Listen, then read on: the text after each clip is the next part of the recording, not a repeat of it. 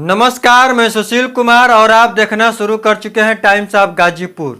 आप सभी दर्शकों का नमस्कार करते हुए और मैं आज का शुरू करता हूं खबर तो बहुत पुरानी है, लेकिन उसको आज भी सुनने पर एकदम नया लगता है। शॉर्ट वीडियो देखा और शॉर्ट वीडियो को देखने के बाद मुझे लगा कि इस विषय पर आज भी चर्चा करने की जरूरत है। अमित शाह जी ने एक टीवी के इंटरव्यू में उन्होंने बताया, टीवी के एंकर ने पूछा कि अभी तक 15 लाख रुपए खाते में क्यों नहीं आया। तो अमित शाह जी ने तुरंत जवाब देते हुए बताया कि यह तो जुमला था और 15 लाख रुपए किसी खाते में एक बार में ट्रांसफर कहाँ होता है। यह देश का एक विडंबना है कि इस देश के अभी भी बहुत से लोग किसी संविधान को नहीं पढ़ पाए। आज तक संविधान की कोई जानकारी नहीं है और इस देश के बहुत से ऐसे लोग हैं जिनकी शिक्षा की कोई समझ नहीं है। उन्होंने साफ शब्दों में बताया कि 70 साल बीतने के बाद और देश को आज़ाद होने के बाद, इतने टाइम बीतने के बाद भी इस देश के 85% के आसपास भी लोग अब तक निपढ़ हैं और निरक्षर हैं और कुछ समझते भी नहीं हैं।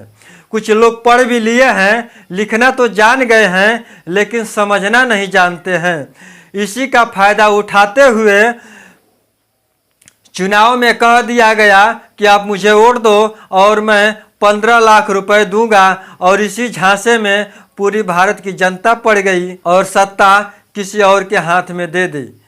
लेकिन इसका मजाक उड़ाते हुए, जनता का मजाक उड़ाते हुए टीवी में अमित शाह जी ने साफ शब्दों में उन्होंने इंटरव्यू में कह दिया कि 15 लाख रुपए किसी खाते में कहाँ जाता है। ये तो एक जुमला था।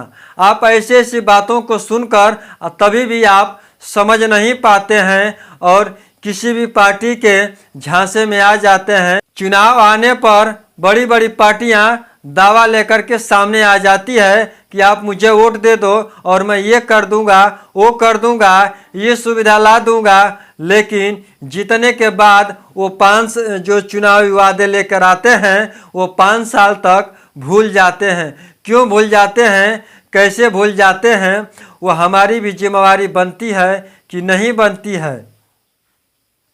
इस विषय पर भी हमें विचार करने की जरूरत है। अमित शाह जी ने उस टीवी इंटरव्यू में क्या क्या कहा है, आइए मैं सुनवाता हूं और इस वीडियो को ध्यान से देखिएगा और आप इस पर विचार भी कीजिएगा। सुनवाने से पहले मैं चाहता हूं कि वीडियो में नए हैं तो चैनल को सब्सक्राइब कर लीजिए, लाइक शेयर अवश्य कीजिएगा और अधिक से अधिक लोगों तक शेयर भी कीजिएगा। 15 लाख रुपए अकाउंट में क्यों नहीं आ रहे? देखिए, ये जुमला है। किसी के अकाउंट में 15 लाख रुपया कभी नहीं जाता, वो उनको भी मालूम है और आपको भी मालूम है, देश की जनता को भी मालूम है। एक अनपढ़ आदमी देश पर कितना बड़ा बोझ बनता है, ना जो अपने संविधान के दिए हुए अधिकारों को जानता है, ना संविधान ने हमसे जो अपेक्षा करी है वो दायित्व को जानता है। वो कैसे एक अच्छा नागरिक बन सकता है?